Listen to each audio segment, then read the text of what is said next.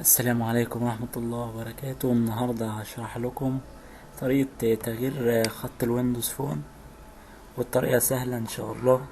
انا قلت اشرحها فيديو عشان في ناس طلبت كده، علشان الصور برضو هتبقى متعبة بالنسبة لهم. فاول حاجة هتبقى محتاج تعمل انلوك للموبايل.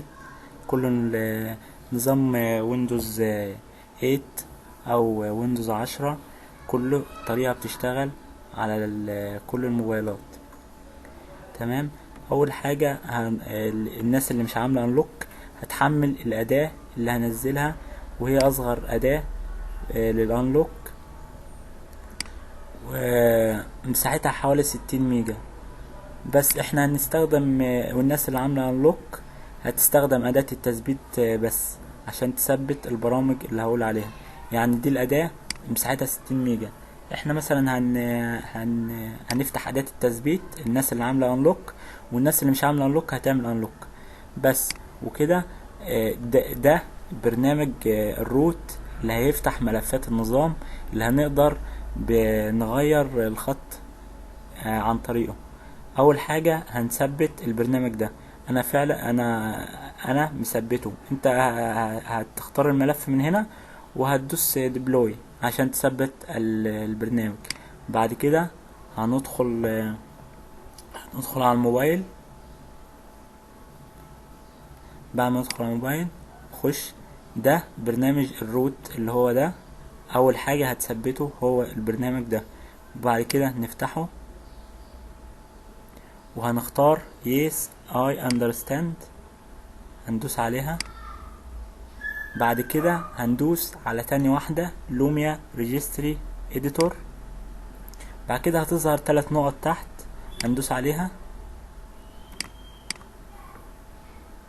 كده ونختار تمبليتس ونحدد الاتنين وندوس ابلاي. وكده قال لنا كومبليت. كده خلاص احنا خلصنا البرنامج ده. نخرج منه كده. تمام. بعد كده هنثبت البرنامج التاني اللي هو فونت تشينجر ده، برضو بنفس الاداة هنثبته. وده هو البرنامج هنفتحه.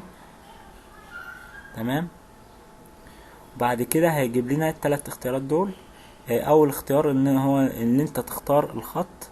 بعد ما بتختار الخط ان ما عجبكش الخط وكده وعايز ترجع للخط القديم، هتدوس على سيت ديفولت، هيرجعك للخط الموبايل الاساسي. انما احنا هنحمل الخط ده. انا هنزله برضو في الملفات اللي هتحملها.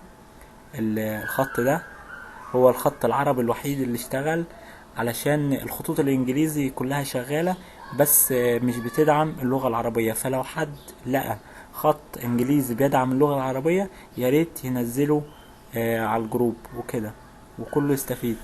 بس فهنحمل الخط ده وهندوس سيلكت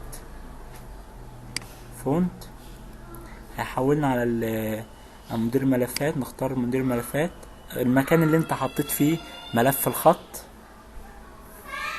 هنزل كده. انا نزلت كذا خط وكده، فالخطوط دي مش شغالة. الخط الوحيد اللي شغال اللي هو ده. انت هتنقله على الكارت. بعد كده تختار مثلا كده وتدوس على علامة الصح. تمام. بس كده. بعد كده هيقولك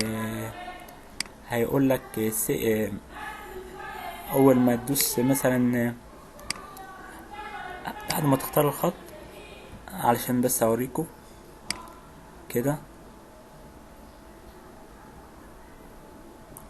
اختار مثلا الخط، بس اهم حاجة ان انت تختار الخط العربي. معلش انا شلته من هنا بس. بعد كده هندوس على علامة الصح، هتلاقيه جاب لك كلمة ان جيم كده، يبقى تم التغيير. تمام. بس كده. بعد كده هتعمل ستارت للموبايل،